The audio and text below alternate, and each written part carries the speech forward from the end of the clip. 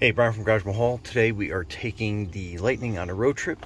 We're leaving at 100% charge, 324 miles, and we are going from Blakesley, PA to East Earl, Pennsylvania to Shady Maple. So let's see how the road trip goes and how true that range is. Okay, so we made it to East Earl and the range. And then this is the